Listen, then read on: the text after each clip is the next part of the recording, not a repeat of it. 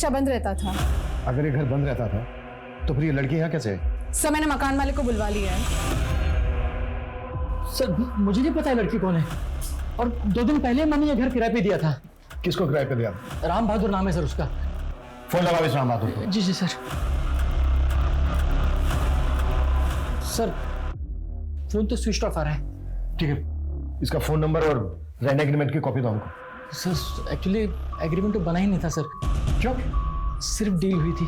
मकान पसंद आया सचिन जी? अरे थैंक यू। ये लीजिए 3 महीने का रेंट एडवांस। अरे थैंक यू वेरी मच। जी जी एग्रीमेंट के लिए आपके आधार और पैन कार्ड की कॉपी दीजिए मुझे।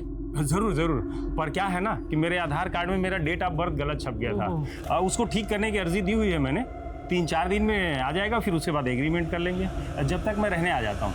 बिना एग्रीमेंट के, बिना पुलिस एनओसी के अपना घर एक अनजान आदमी को रेंट पे दे दिया। अब उसका नंबर नहीं लग रहा है। सर मुझे तो लगा ही नहीं था कि वो गलत आदमी होगा।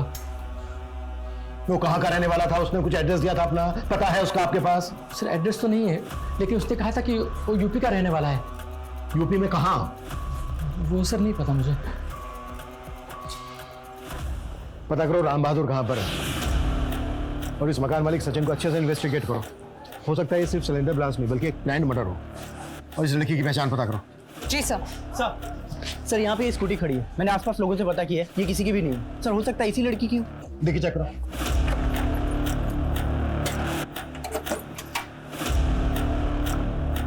कुछ नहीं है सर। MS-12, ये तो पुणे का नंबर है। पुणे RTO से कांटेक्ट करो, पता करो ये स्कूटी किसके नाम पे रजिस्टर्ड है। Okay sir.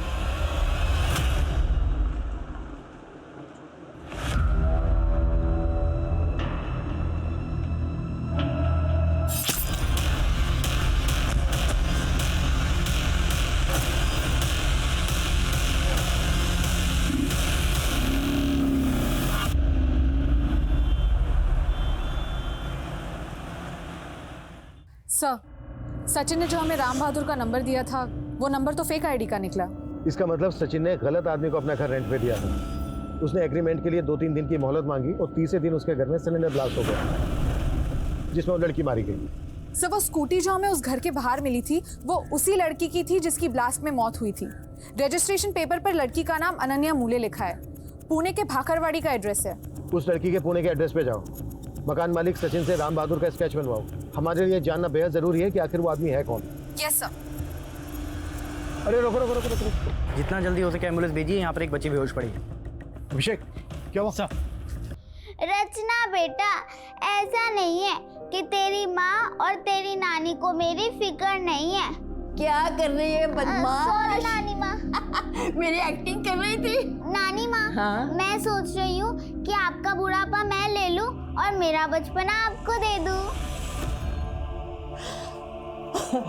सर लड़की आउट ऑफ डेंजर है, लेकिन उसका सिर्फ रोड एक्सीडेंट नहीं हुआ है, बल्कि उसकी बॉडी पर कई बर्न मार्क्स भी, और उसके वाउंड्स में स्टील और आयरन के टुकड़े भी गड़े हुए मिले। और उसके अलावा उसकी बॉडी पर कई पुराने घावों के निशान भी हैं, जिन्हें देख के लगता है कि बच्ची को काफ़ी पीटा जाता होगा। पुलिस स्टेशन के कोई साइन? नहीं सर, ऐसा कुछ नहीं है।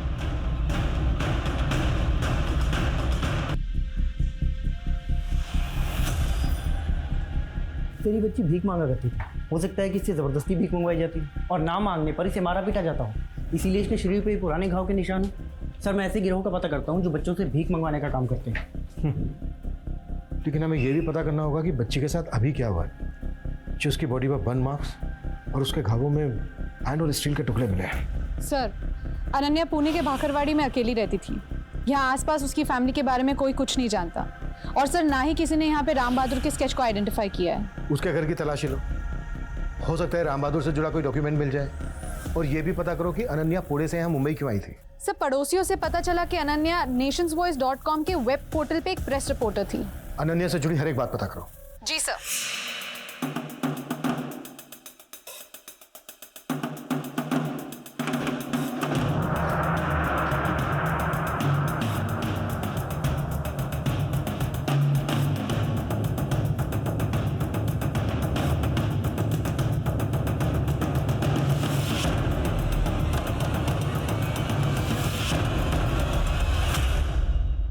डॉक्टर का कहना है कि बच्ची के शरीर पे जो बर्न मार्क्स हैं वो 15 से 18 घंटे पहले है, और वो जो सिलेंडर ब्लास्ट हुआ था वो भी कोई 15 से 16 घंटे पहले हुआ था। और सर वो बच्ची हमें जहाँ मिली थी वहाँ से ब्लास्ट की लोकेशन लगभग आधा किलोमीटर ही दूर है। और फोरेंसिक वालों का कहना है कि सिलेंडर ब्लास्ट में आयरन के छोटे छोटे टुकड़े फ्लाई करते हैं और बच्ची के घावों में भी सिलेंडर जैसे ही आयरन के पार्ट्स मिले हैं। हो सकता है जब ये ब्लास्ट हुआ वो बच्ची वहीं पर मौजूद हो। वो बच्ची जहां जहां भीख मांगती थी, पता करो, शायद वहां पे उस बच्ची को कोई पहचानता हो। Okay sir.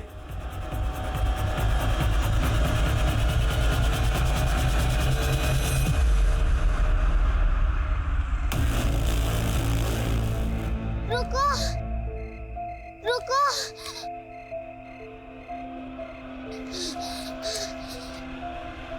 हेलो,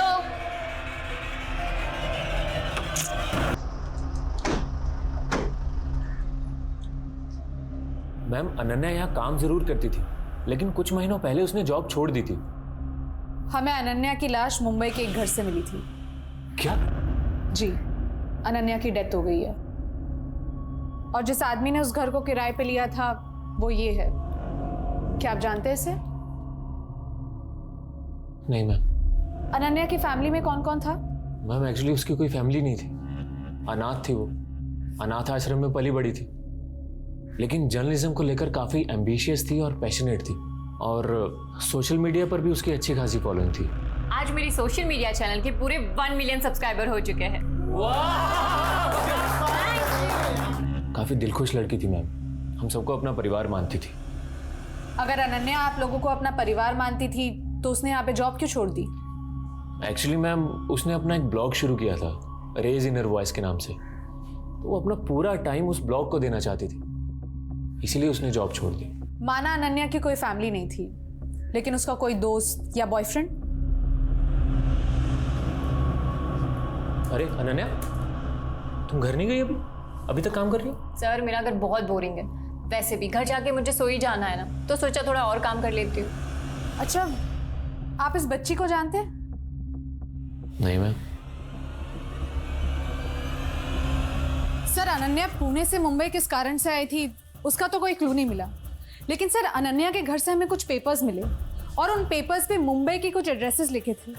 लेकिन सर, जब मैंने उन एड्रेसेस को वेरीफाई किया तो पता चला कि ऐसे कोई एड्रेसेस एग्जिस्ट ही नहीं करते। लेकिन अनन्या मुंबई के फेक एड्रेस लिखकर अपने पास क्यों रखेगी? सर, यही चक्कर समझ में नहीं आ रहा है।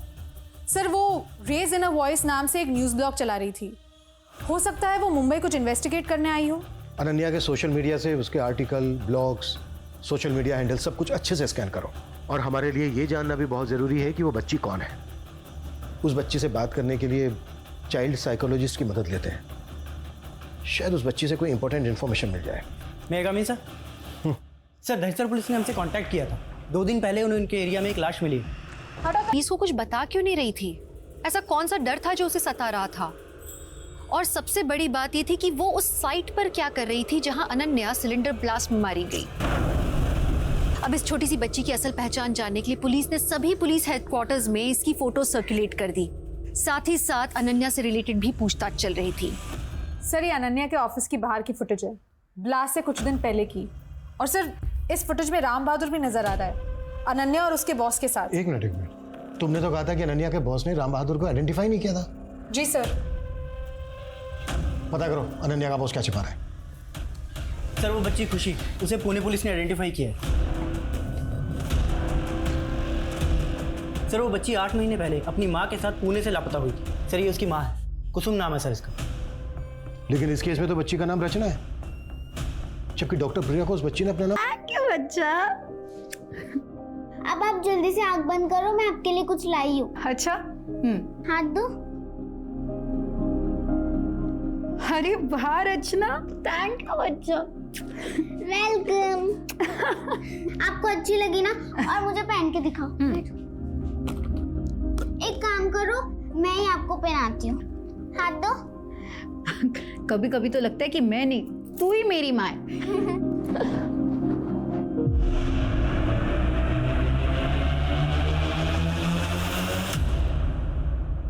ये बच्ची हमें मुंबई में मिली थी। हमें पता चला कि ये वहां पर भीख मांगती थी, और हमें यह भी शक है कि मुंबई के घर में सिलेंडर ब्लास्ट के दौरान ये बच्ची वहीं पर मौजूद थी। ये अनन्या है और ये राम बहादुर। इन दोनों का इस मिसिंग केस से कोई कनेक्शन मिला था क्या? एक्चुअली ये केस सब इंस्पेक्टर विनय शिंदे हैंडल कर रहे थे और उन्होंने ये केस बंद कर दिया था। उनके यहाँ से ट्रांसफर हो गई अब ये केस मैं स्टडी कर रहा हूँ। जहाँ तक हम लोगों ने इस केस को स्टडी किया है, उससे तो यही लग रहा है कि इस केस की कोई खास इन्वेस्टिगेशन हुई नहीं है। आपके यहाँ तो ये केस बंद हो गया है, लेकिन हमें इस बच्ची को इसके परिवार से मिलवाना है और हमें यह भी पता लगाना है कि इस बच्ची की माँ पिछले 8 महीने से कहाँ गायब है। ये सिलेंडर ब्लास्ट के 3 दिन पहले की फुटेज है, लेकिन आपने तो कहा था कि अनन्या ने यहाँ पे महीनों पहले जॉब छोड़ दी थी और इस सीसीटीवी फुटेज में आप और अनन्या दोनों इस राम बहादुर के साथ नजर आ रहे हैं और उस दिन तो आपने राम बहादुर को पहचाना तक नहीं था। मैम मैं सच बोल रहा हूँ, मैं इस आदमी को जानता तक नहीं। हाँ, अनन्या जरूर आया करती थी जॉब छोड़ने के बाद मिलने के लिए कभी कभी। एक मिनट मैम, 1 मिनट रुकिए। ये फुटेज देखने के बाद मुझे थोड़ा थोड़ा याद आ रहा है कि ये आदमी उस दिन अनन्या से मिलने जरूर आया था। मैडम नमस्ते, 1 मिनट। वो एक्चुअली एक ही झलक देखी थी तो ज़्यादा याद नहीं रहा। मुझे लगा अनन्या का इन्फॉर्मर होगा, शायद उसको कुछ बताने आया होगा। अनन्या का इन्फॉर्मर? जी मैम, जैसे आप पुलिस वालों के इन्फॉर्मर्स होते हैं वैसे ही हम जर्नलिस्ट के भी इन्फॉर्मर्स होते हैं। लेकिन उस दिन इसकी अनन्या के साथ बात क्या हो रही थी वो मुझे नहीं पता, बट शायद अनन्या का इन्फॉर्मर ही था। अगर राम बहादुर अनन्या का इन्फॉर्मर था तो राम बहादुर ने अनन्या को क्या इन्फॉर्मेशन दी होगी, और राम बहादुर ने वो घर किस मकसद से रेंट पे लिया होगा जिसके सिलेंडर ब्लास्ट में अनन्या मारी गई। कुसुम और उसकी बेटी यहीं रहते थे, मेरे किराएदार थे। कुसुम और उसकी बेटी रचना 8 महीने पहले अचानक से गायब हो गए। कुसुम ने कभी मकान खाली करने के बारे में कुछ कहा था आपसे? नहीं सर, ऐसे तो कुछ नहीं कहा था, लेकिन उनका सारा सामान वामान यहीं पड़ा था। मुझे तो लगता है उनके साथ ज़रूर कुछ गलत हुआ है।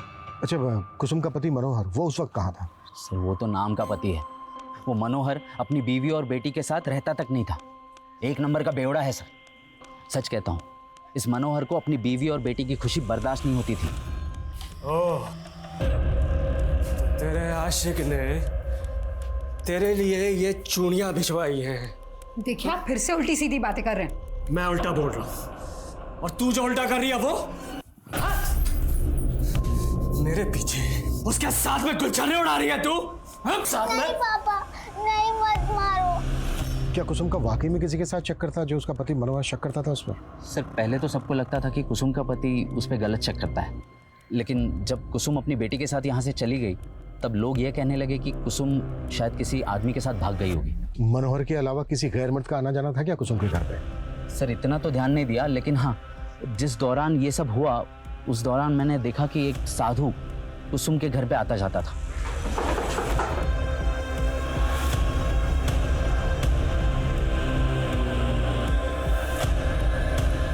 सर मुझे भी थोड़ा अजीब लगा कि आखिर कुसुम ने एक साधु को अपने घर के अंदर क्यों ले लिया। कौन था वो साधु? सर वो तो मुझे नहीं मालूम। कुसुम का पति मनोहर वो इस वक्त कहाँ है? सर सुना है कि वो सामंतवाड़ी में कहीं रहता है।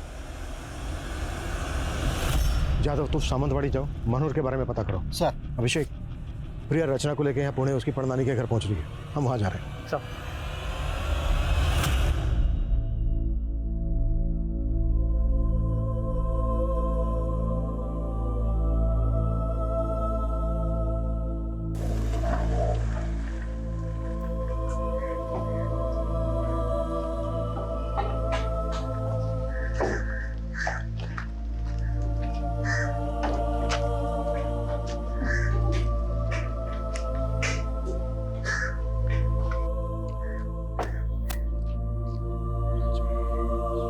तो आपने लिखवाया था कि रचना और रचना की माँ कुसुम दोनों साथ में गायब हुए।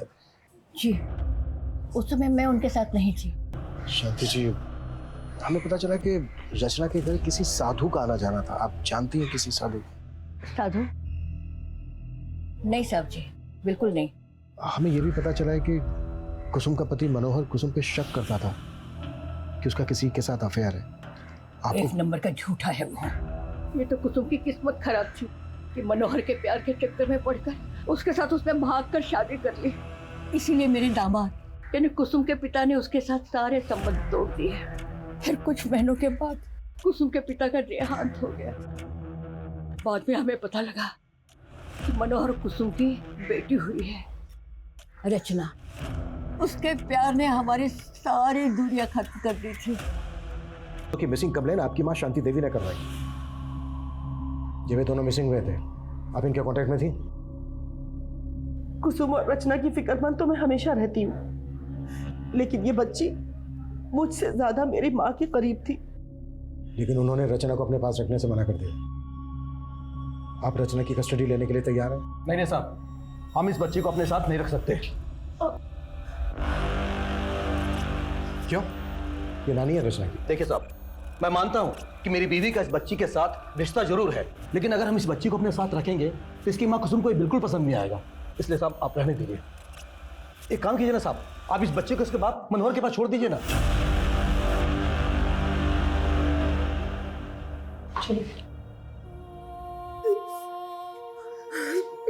कि कुसुम किसी साधु के टच में थी। कुसुम का 8 महीने पहले फोन कहाँ पर बंद हुआ था? सर उसके घर वाले एरिया में 21 अक्टूबर को करीब 12 बजे के आसपास उसका फ़ोन स्विच ऑफ हुआ था और सर लगभग 11 बजे के आसपास कुसुम के पति मनोहर ने उसे लास्ट कॉल किया था। इस मनोहर के पास कुसुम और रचना को गायब करने का मोटिव तो है। सर जिस रात कुसुम गायब हुई थी उस रात मनोहर का एक बारटेंडर के साथ झगड़ा हुआ था। मारपीट के आरोप में पुलिस ने उसे अरेस्ट कर लिया था। सर अभी 1 महीने पहले ही रिहा हुआ है। कैसे भी करके पता करो कि अभी कहाँ है मनोहर। Okay sir. सर मैंने अनन्या द्वारा लिखी गई सभी आर्टिकल्स, सभी न्यूज़ रिपोर्ट्स को स्टडी किया। सर वो काफ़ी कंट्रोवर्शियल लिखती थी और इसी वजह से उसके बॉस ने उसे जॉब से निकाल दिया। बॉस के खिलाफ मिला कुछ? सर फिलहाल तो कुछ नहीं, लेकिन सर ये एक आर्टिकल है जो मेरा ध्यान खींच रहा है, जो अनन्या ने 8 महीने पहले लिखा था। और सर इस आर्टिकल में मेंशन्ड है कि अनन्या को पुणे की सड़क पे एक बच्ची मिली थी। सर अनन्या ने उसे पूना के उसी एनजीओ में भर्ती किया जहाँ वो खुद पली बड़ी थी। सर ये देखिए, उस आर्टिकल में इस लड़की की फोटो भी है, लेकिन अनन्या ने उसका चेहरा ब्लर कर दिया है। कहीं ऐसा तो नहीं है कि ये जो बच्ची है ये रचना ही है? क्योंकि रचना भी 8 महीने पहले अपनी माँ कुसुम के साथ पुणे से गायब हुई थी। एक काम करते हैं, एनजीओ वाले से मिलते हैं जहां पर अनन्या पली बड़ी थी।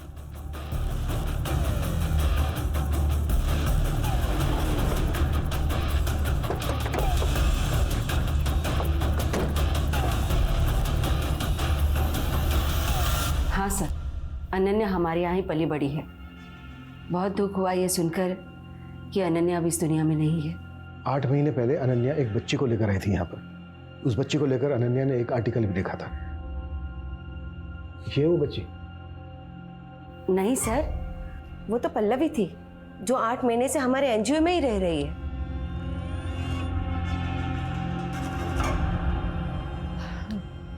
बेटा क्या आपका नाम पल्लवी है?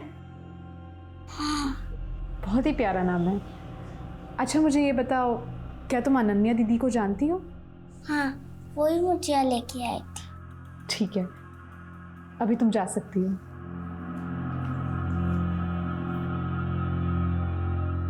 संजना जी इस आदमी को जानती हैं? जी नहीं, हम नहीं जानते। सर आपको क्या लगता है, ये रचना और अनन्या का वाकई में कोई कनेक्शन हो सकता है?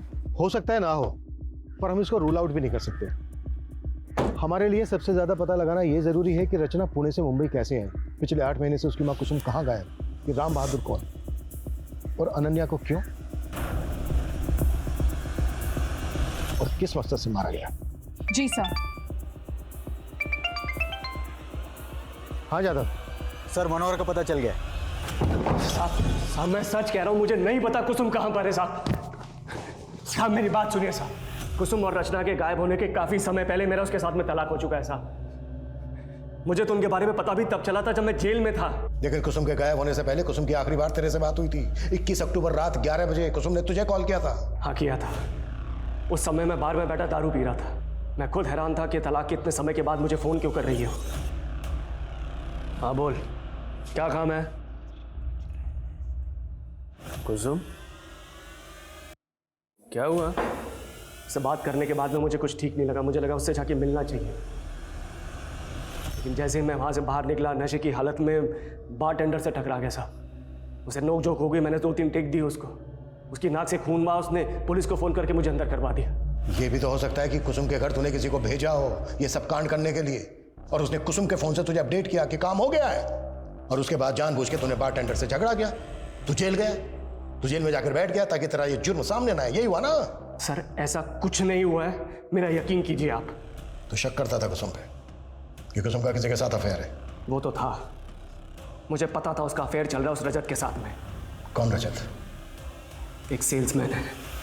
ये 2 रखो आप, मैं और देता हूँ। हाँ अरे नहीं नहीं, इतने में हो जाएगा बस। अरे कितने देखो। हुए इसके?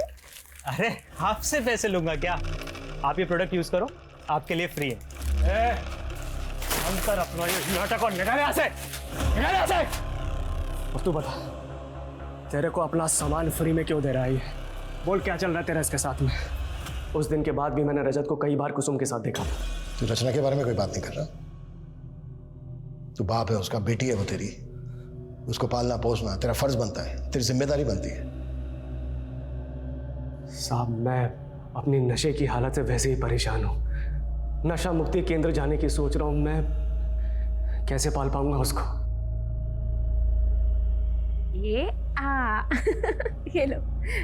अच्छा बेटा मुझे एक बात बताओ, तुम्हारे घर पे कोई साधु आता था?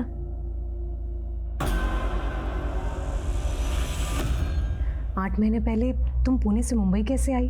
तुम्हारी मम्मी तुम्हारे साथ थी जब तुम यहाँ पर आई थी? रो मत बेटा, तुमने देखा था तुम्हारी माँ को?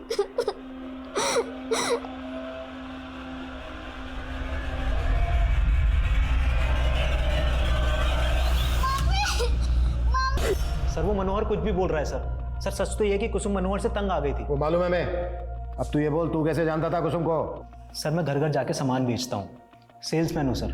उस दिन मैं बहुत ज़्यादा थक गया था तो कुसुम के घर के बाहर जाके बैठा हुआ था, बस वहीं पहली बार मुलाकात हुई थी उनसे। सॉरी वो काफ़ी देर हो गई थी और भूख लग रही थी तो मैं यहीं खाने लगा। अरे कोई बात नहीं, आप आराम से बैठ के खाइए। Thank you. ये लीजिए। अरे इसकी क्या ज़रूरत थी? अरे इसमें क्या है? बातों बातों में सर पता चला कि कुसुम का आर्टिफिशियल ज्वेलरी का काम है। बस उसके बाद मैं उसकी ज्वेलरी भी घर घर जाके बेचने लगा था। सर हमारे बीच ऐसा कुछ भी नहीं था जैसा आप सोच रहे हैं। हम सिर्फ काम की वजह से एक दूसरे से मिला करते थे। सर मैं तो खुद हैरान हूँ कि वो और उनकी बेटी अचानक से कहाँ चली गई। सर मैंने रचना से दोबारा बात की है और इस बार उसने बताया कि उसकी मम्मी का मर्डर हो चुका है। What? किसने किया था मर्डर? बेटा तुम्हारी माँ को जिसने मारा, क्या वो इनमें से कोई था? देखो ये देखो, तुम पहचान सकती हो इन्हें? बेटा आपकी माँ को कहाँ मारा गया था? उस वक्त आप और आपकी माँ कहाँ थे? बेटा डरो मत, अंकल से डरने की जरूरत नहीं। वो तो सिर्फ जानना चाहते हैं कि तुम्हारी माँ को किसने मारा। तुम जानती हो तुम्हारी माँ को किसने मारा?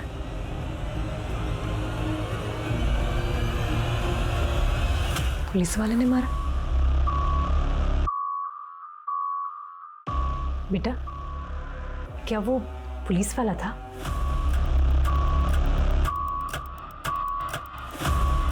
माना हम एक ट्रॉमेटाइज बच्ची की बातों पर पूरी तरह से यकीन नहीं कर सकते, पर एक बार को अगर हम मान लें कि कातिल कोई पुलिस वाला ही है, तो फिर वो कौन होगा? जनरल जी मैंने कुसुम के कॉल रिकॉर्ड चेक किए तो उसमें मुझे पुणे के सब इंस्पेक्टर विनय शिंदे का पर्सनल नंबर मिला। कुसुम और रचना के गायब होने के 2-3 दिन पहले उनकी विनय शिंदे से बात हुई थी। अब कुसुम का वो इन्वेस्टिगेटिव ऑफिसर था, इसलिए मैंने उतना ध्यान नहीं दिया।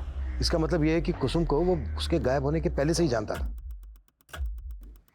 एक बार मिलना पड़ेगा इस विजय शिंदे से। देखिए उनके गायब होने से पहले कुसुम ने एक बार अपने पति मनोहर की कंप्लेंट दर्ज करवाई थी। मनोहर उससे मारपीट करता था और मैंने उसे वार्निंग देकर छोड़ दिया था और कुसुम को अपना नंबर देकर बोला कि ऐसा कुछ हो तो वो मुझे फोन करे।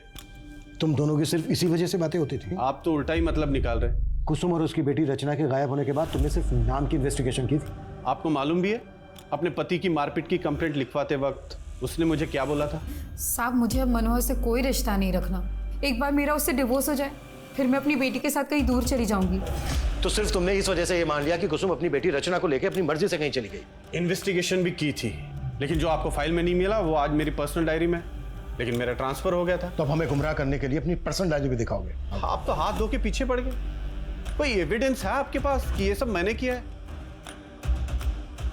सब इंस्पेक्टर विजय शिंदे इस केस का प्राइम सस्पेक्ट था, लेकिन हैरान करने वाली बात यही थी कि एक केस का इन्वेस्टिगेटिंग ऑफिसर क्या सच में खुद उस केस का क्रिमिनल होगा? पता नहीं पुलिस सही दिशा में काम कर रही थी या नहीं। मनोहर और रजत भी इस केस में सस्पेक्ट थे, पुलिस उन्हें सही तरह से इन्वेस्टिगेट कर रही थी या नहीं? और फिर वो साधु कौन था? जिसे अभी तक पुलिस ढूंढ नहीं पाई थी। वहीं अनन्या और राम बहादुर केस भी रुका पड़ा था।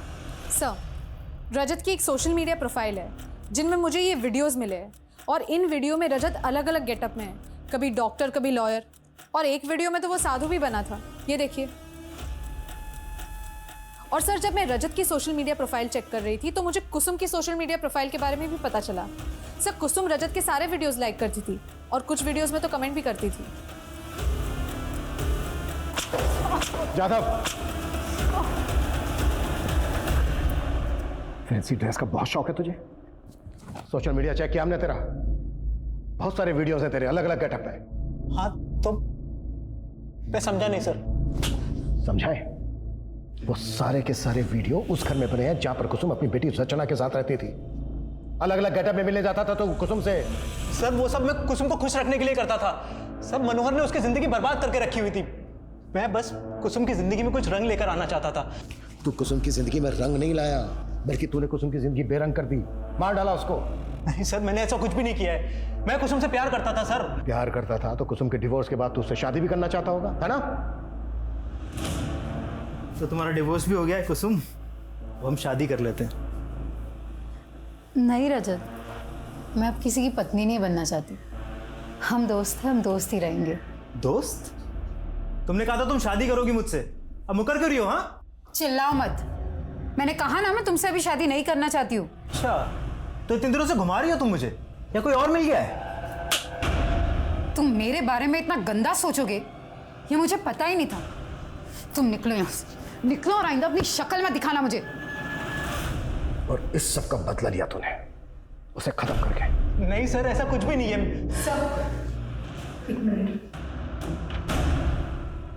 सर, अनन्या और खुशी का कनेक्शन मिल गया है और ये भी पता चल गया है कि राम बहादुर किसका आदमी था। किसका आदमी था?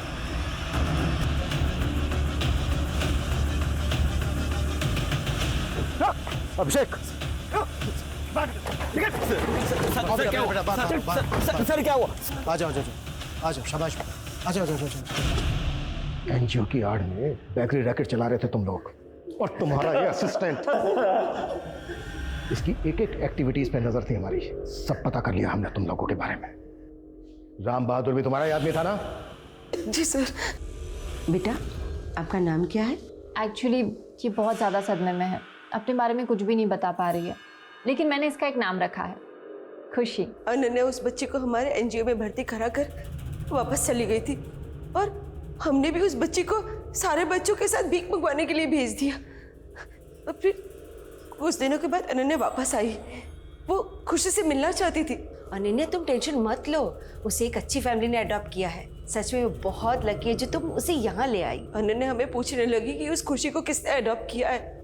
उस दिन तो हमने जैसे तैसे टाल दिया था, पर उसे हम पर शक हो गया था और मेरी एब्सेंस में मेरे स्टाफ को रिश्वत देकर खुशी और दूसरी बच्चियों के एडॉप्शन पेपर चेक करना चाहती थी।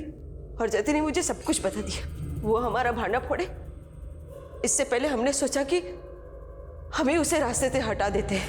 और राम बहादुर ने अनन्या को वो पेपर देकर कहा कि एनजीओ से ये सारे फेक एड्रेस मिले हैं। फिर एक दिन राम बहादुर ने घर किराए पे लिया और अनन्या को वहां बुलाया। और फिर राम बहादुर को जतिन के हाथों मरवा दिया।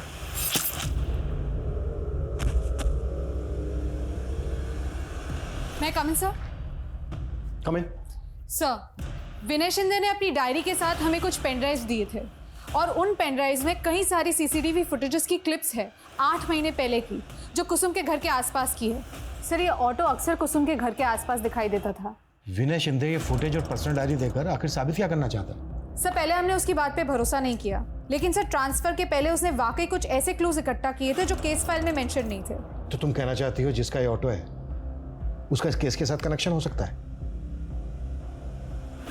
किसका होगा ये ऑटो? साहब, आपको कुछ गलतफहमी हुई है, वो मेरा ऑटो नहीं है। तेरे बारे में सब कुछ पता कर लिया हमने। कुसुम की माँ ने बताया हमसे, तेरा बाप मुरीद तेरी शादी कुसुम से करवाना चाहता था। मनोहर ने तो तुम्हें कभी खुश रखा नहीं, लेकिन मेरा बेटा तुम्हें बहुत खुश रखेगा। शादी कर ले इससे। अरे आप क्यों मेरे पीछे पड़ गए? आपने मेरी माँ से शादी कर ली ना, उनको संभालिए। दोबारा मुझे अपने बेटे से शादी करने के लिए मत कहना। बहुत घमंड था साहब उसको खुद पे, लेकिन मैं उसको पाना चाहता था। हमेशा उसके घर के आसपास चक्कर लगाता था। मैंने देखा साहब कैसे वो रहे उसके साथ भेष बदल बदल के सोशल मीडिया का नया नया किल करता था।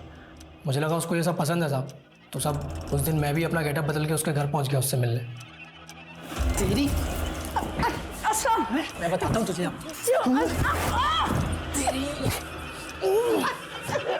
उसे अपने घर में दाखिल करने की और जिसकी गाज गिरी उसकी बेटी रचना पर। आज रचना के बाप उसके रिश्तेदार इस दुनिया में हैं, लेकिन फिर भी वो अनाथों की जिंदगी बिता रही है। हमने एक काबिल रिपोर्टर अनन्या को भी खो दिया। मैं बस ये आशा करती हूँ कि रचना अनन्या से प्रेरित होकर अपने पाँव पे खड़ी हो, पूरी दुनिया के लिए मिसाल बने। साथ ही मैं आपसे ये आशा करती हूँ कि अगर आप चाइल्ड ट्रैफिकिंग की तरह का कोई मामला देखते हैं जो आपकी आंखों को खटकता है, तो आप तुरंत एक्शन लें, आप पुलिस को इन्फॉर्म करें। तो एक सुरक्षित समाज की आशा के साथ मैं दिव्यांका त्रिपाठी दहिया आपसे विदा लेती हूँ। फिर मिलूंगी एक नए एपिसोड के साथ। तब तक देखते रहिए क्राइम पेट्रोल, सतर्क, विमेन अगेंस्ट क्राइम, एक औरत पर वार, अब हर औरत का भार। जय हिंद।